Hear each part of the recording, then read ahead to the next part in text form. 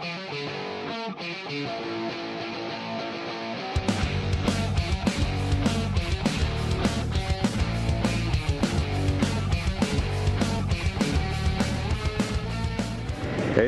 salut les amis, salut, c'est un Jack pour une nouvelle vidéo.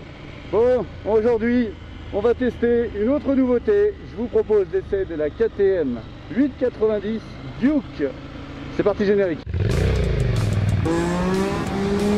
Oh la vache! Oh la vache! Oh oh, les tubes sont beaucoup plus petits. Tu vois, c'est super large. Moi, je suis ministre des Transports. J'interdis une machine comme ça.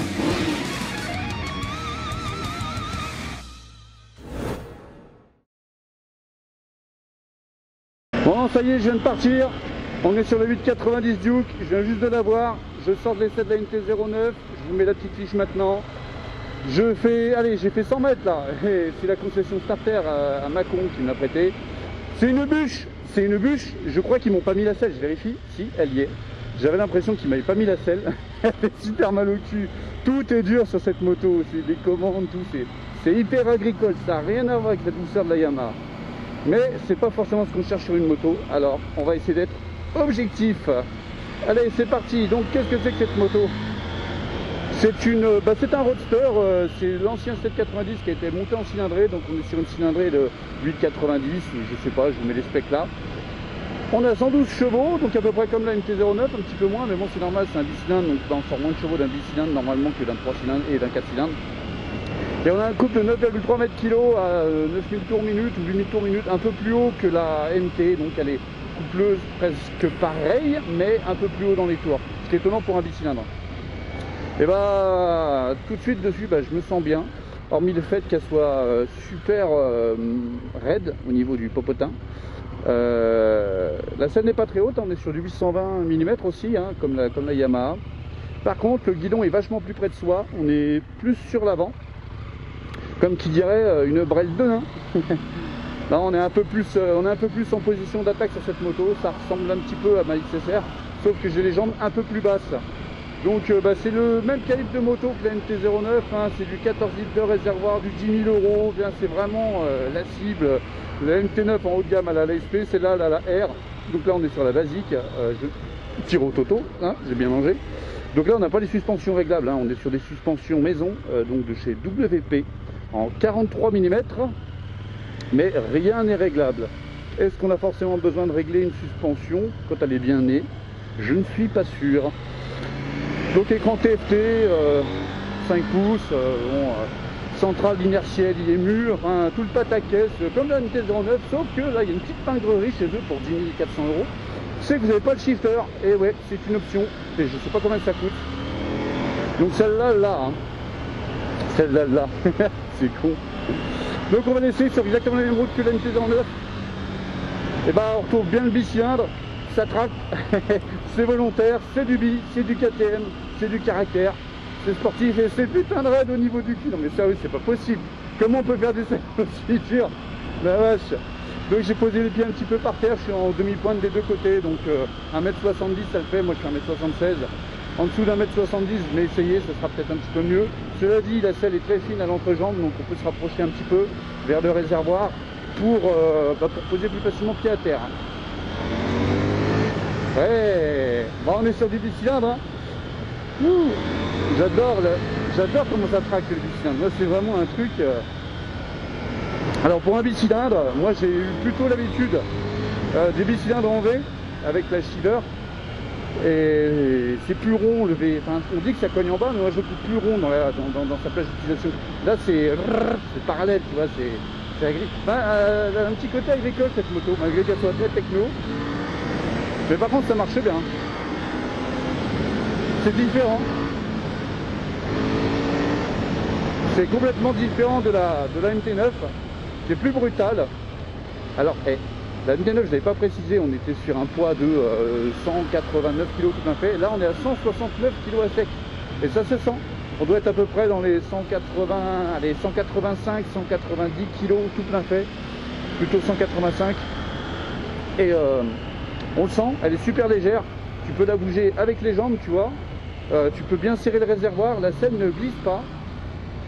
c'est une moto qui se manie très très bien, que je vois très bien pour le quotidien. Maintenant on va voir un peu ce que ça fait sur les routes pourries du 71. Le shifter est moins agréable que celui de la Yamaha. Les repose-pieds sont un peu différents. Le freinage, j'aime pas. Je vous le dis tout de suite. On est sur du freinage maison, il me semble, dessus. Bon, déjà, la suspension, ça bouge carrément moins que la Yamaha. La suspension tient bien la route. On prend pas trop des chocs. Elle est plus molle que la Yamaha. Et pour une utilisation, on va dire, quotidienne, je la trouve un peu mieux au premier abord. Bon, la moto est assez silencieuse, hein, le bruit, c'est pas... Ouais, c'est Euro 5 quoi, mais c'est pas top. Hein. C'est très biparallèle quoi. Hein. Par contre, ouais, c'est rigolo. Ah, faut mettre un échappement là-dessus, c'est obligatoire. Alors, les commandes sont réglables, je crois. Ouais, les commandes sont réglables, tout à fait, ouais. Parce qu'en fait, là, elles sont réglées super près de moi. Et du coup, j'ai l'impression que je vais m'écraser les deux doigts qui restent sur la poignée quand je freine.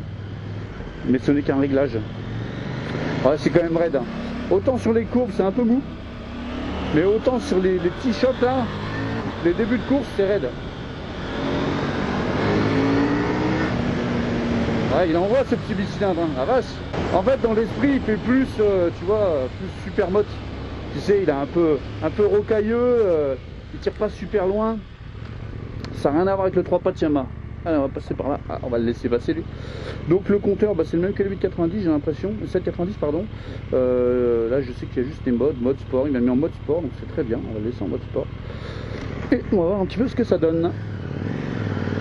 Donc on a une jauge à essence, hein, on a tout. Hein, pas tout ce que vous attendez d'une moto. Je vais voir les essais de journalistes pour ça, parce que les essais concessions sont jamais vraiment longs.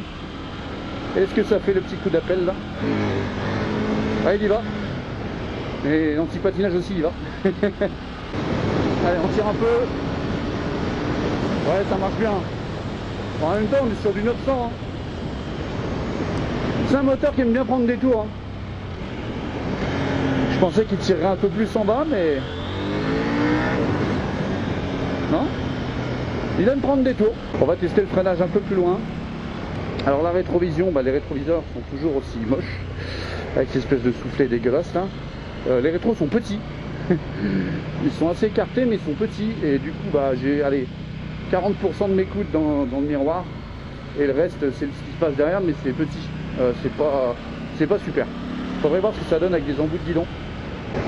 Ouais, ça se manifeste quand même assez bien, hein, sincèrement. C'est tout l'avantage des motos qui sont légères. Hein. Putain, tu regardes, tu te faufiles avec ça, c'est fou. Et puis t'as la grosse patate du bicylindre qui te retrace dès que tu tournes la poignée. La poignée est assez bien calibrée, c'est-à-dire que c'est pas qu'on a une zone morte, mais en début de rotation, elle tire pas si fort que ça. Et pourtant, je suis en mode sport.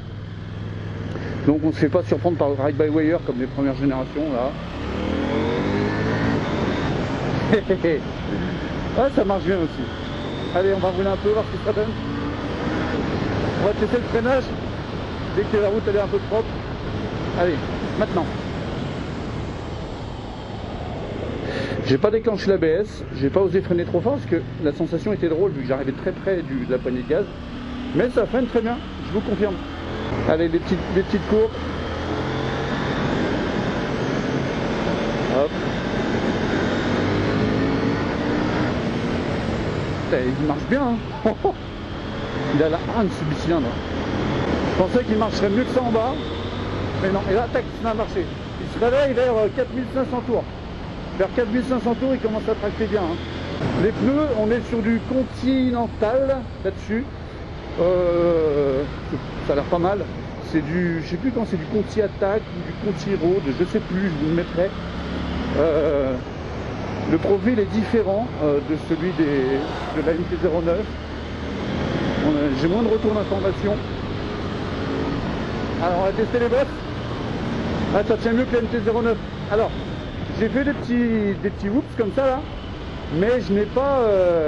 le guidon il n'a pas commencé à vouloir faire sa vie, tu vois. Elle reste bien en ligne la moto.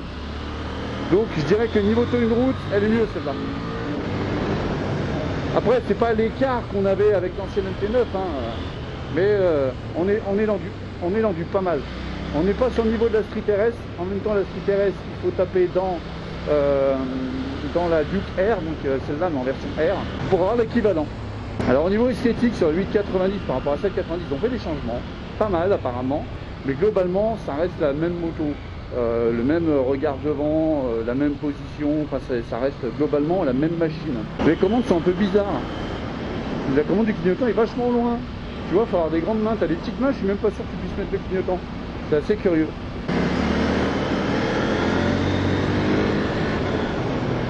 Ah, ça bouge pas dans les virages, c'est un peu mou, mais ça tient bien, pas de perturbation néfaste, train avant posé.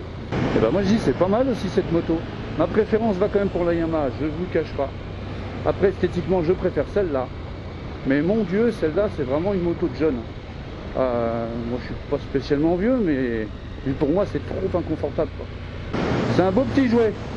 En fait on a l'impression d'être sur une cylindrée inférieure en gabarit. C'est vraiment ultra compact. Bon évidemment l'afficheur il est quand même vachement plus visible que celui de la Yamaha. Il est plus grand. Enfin, en plein soleil en mode noir, non il n'est pas très visible, il faut le passer en mode blanc. Je crois que ça se fait tout seul normalement. Et là je suis moins rassuré sur cette moto.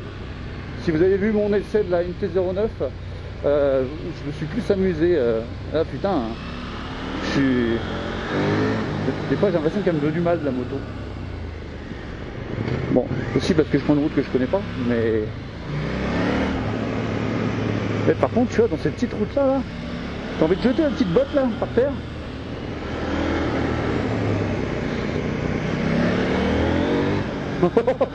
Avec un tour pour deux, sorti d'épingle, ça veut grimper, hein.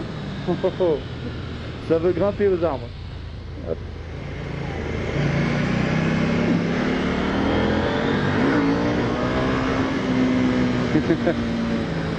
J'y vais pas franchement hein, avec l'embrayage. C'est juste histoire de sentir la roue se décoller un petit peu. Mais tu vois, même quand tu es chargé au niveau de la fourche, tu peux changer ta direction. C'est facile cette moto. Ah, elle m'a fait des petites pétarades quand même. Et ben ma conclusion, c'est un bon petit jouet, plutôt pour les jeunes. Hein. C'est à mon sens un petit peu moins polyvalent dans l'esprit que la Yamaha, puisque je vais être amené à les comparer. Mais par contre, ça a l'air plus léger. C'est moins de mauvaises surprises dans les routes un peu pourries. T'es jamais surpris, t'as tout le temps mal au cul, donc t'as pas de surprise. Non mais la fourche ça te fait moins de trucs bizarres, je l'avoue. Non, un bon petit jouet pour 10 000 balles, franchement c'est sympa. Je ressens pas trop les évolutions avec... je sens pas trop les évolutions avec l'ancienne, à vrai dire, au niveau de la tenue de route, tout ça. Je sens surtout le moteur qui est plus velu, mais pas trop de différence. Donc on va dire que c'est une petite évolution de la 790. La 890 est aussi disponible en version 95 chevaux, bridable 47.5, donc la L. Donc la 790 a bien disparu du catalogue. Hein. Donc recherchez pas des 790. Moi ce qui me tarde d'essayer c'est la version Adventure de celle-là. Ça risque d'être sympathique. Ah si, je m'amuse bien quand même. Ah non franchement, c'est sympa. C'est assez sport, sans être extrême, c'est pas mal, franchement c'est pas mal. Alors je prends deux petits virages, tranquillou. Bon ça serait pas pour moi, parce que je suis pas assez préservé sur cette moto. Je deviens vieux. Mais en tout cas, c'est quand même un sacré truc marrant. En seconde moto. Tu sais, t'as une petite GT ou un petit ride pour faire de la route, tout ça. Et pour faire le con, celle-là, ça peut être sympa. En tout cas, les amis, je vous remercie d'avoir regardé cette vidéo jusqu'au bout. Je sais que c'est pas facile de regarder mes vidéos jusqu'au bout. N'hésitez pas à poser des commentaires si vous avez cette machine, si vous avez des remarques à faire sur cette machine, des choses à ajouter que j'avais oubliées, certainement plein. Je remercie la concession Starter 71 à Macon de m'avoir prêté cette moto. Mettez un petit pouce bleu, c'est ma petite récompense pour moi, un petit pouce bleu, un petit like. Abonnez-vous s'il vous plaît, ça me fait ma petite récompense, tu vois, c'est ce qui me motive. C'est comme ça qu'on est payé sur YouTube, hein, c'est avec des pouces et des cœurs et des jeux de thème et des choses comme ça. Bon les amis, je vous souhaite une bonne journée, je vous dis à plus tard. Allez, salut. Ah si, maintenant que je l'ai en main, c'est rigolo.